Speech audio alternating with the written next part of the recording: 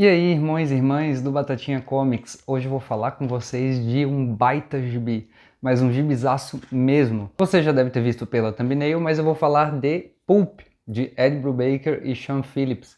Meu primeiro quadrinho dessa dupla, essa incrível dupla aqui, e posso dizer que é tudo isso que falam e mais um pouco. Então, vamos lá assistir. Pulp é um quadrinho pequeno, um quadrinho de 80 páginas, que saiu em capa dura pela editora Mino há pouco tempo, assim, alguns anos atrás. A editora Mino tem publicado todo esse catálogo, esse grande catálogo do Ed Brubaker e do Sean Phillips, e ele veio com um hype muito grande. Quando isso foi anunciado, a Gibisfera criou um hype muito grande em cima disso.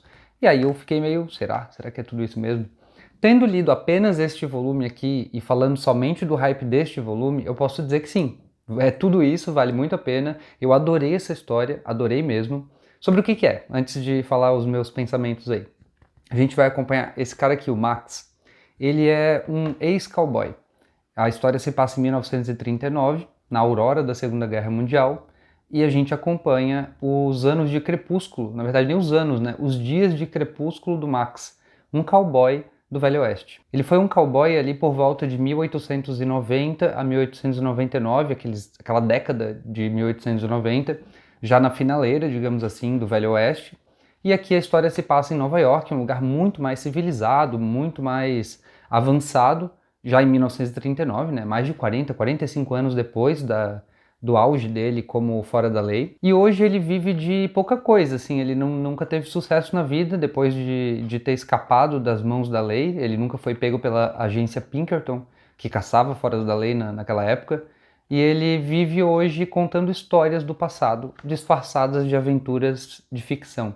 Então ele tem um personagem de livros pulp, de ficção pulp, que eram livros que existiam naquela época, revistas que existiam naquela época, feitas com material barato, que não era feito para durar, e que publicava autores como H.P. Lovecraft, Robert E. Howard, né? Então, o criador do Mito de Cthulhu, por exemplo, e o criador do Conan, são dois grandes autores que nasceram dessas revistas baratas. E o Max aqui, ele é um desses autores, ele publica histórias de Velho Oeste nessas revistas baratinhas e ganha alguns centavos por palavra nessas publicações e consegue mal viver desse jeito em um apartamento com a esposa dele em Nova York. A esposa dele era empregada do prédio que ele mora, ele acabou tendo um contato com ela e há muitos anos ele já não tinha família, e aquilo ali fez com que ele notasse que ele poderia ter um amor de novo e tal. Eles têm uma relação bonitinha, apesar da esposa dele, Rosa, não aparecer muito. Só que aí o que acontece? Ele descobre que vai ser substituído, está sendo substituído por um jovem de 17 anos, utilizando o personagem que ele criou, que por si só é baseado na própria vida dele, do passado,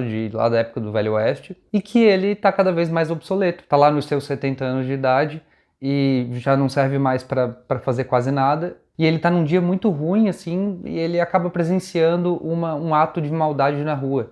E ele pensa, porra, na minha época isso jamais aconteceria, na época do Velho Oeste, né? Você puxava uma pistola e falava assim, ó, para de fazer o que você está fazendo aí, senão você toma um tiro. Só que na época atual as pessoas passam por esses atos de injustiça e não fazem nada na rua. E aí ele tenta impedir meio que um assalto, assim. Só que ele leva uma surra dos assaltantes e ele tem um ataque cardíaco.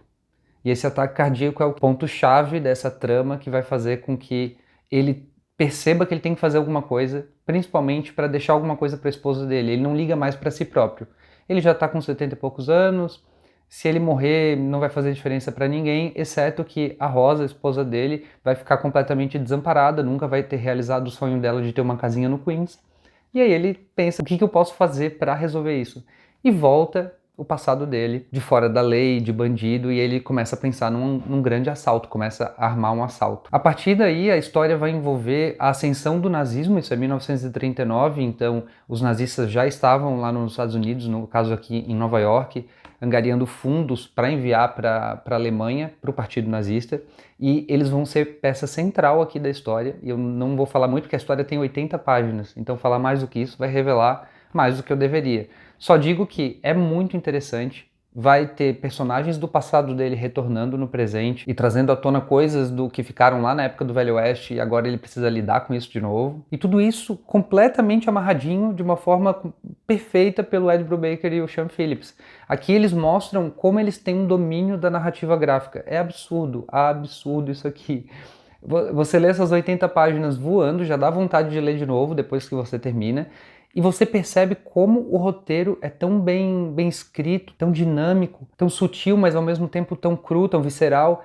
É realmente muito bom a narrativa do Ed Brubaker e os desenhos aliás, a narrativa dos dois, né? O casamento do roteiro com os desenhos é o que forma aqui a narrativa gráfica. E os dois mandam muito bem. Os dois têm um domínio total dessa arte. E nas cores a gente tem o Jacob Phillips, que é filho do Sean Phillips, e trabalha bastante nesse universo do pai dele, né? Ao longo da história a gente tem alguns flashes também do passado do Max, e a gente vê algumas ceninhas de Velho Oeste, mas olhando pela capa, a impressão que dá é que a gente vai ver uma história de Velho Oeste, né, de cowboy, e não é bem o caso aqui. O cenário em si, em que a história se passa, lembra mais o encadernado O Procurador, do Gianfranco Manfredi com o Pedro Mauro, que saiu aqui pelo Pipoca Nanquim, onde a gente vê essa transição, esse finalzinho do Velho Oeste com o início da Era Moderna, digamos assim, justamente em Nova York, a mesma cidade que se passa isso aqui, mas isso aqui é um pouco mais pra frente, né, 1939. E basicamente o que essa história vai te mostrar é aquilo que eu falei lá no começo,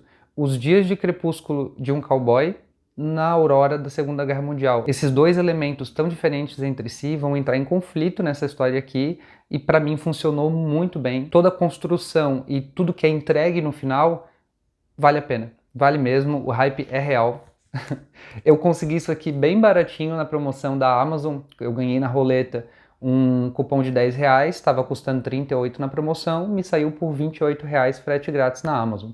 Porém, a editora Mino estava com uma promoção essa semana também, não sei se já vai ter acabado quando esse vídeo aqui for ao ar, mas todos os títulos do Brubaker e do Sean Phillips estavam em promoção com os melhores preços que eu já vi. Inclusive eu aproveitei bastante e no futuro, em breve, outros títulos desses dois autores vão aparecer aqui no canal. E eu espero que você goste desse material, porque eu, até agora, gostei bastante.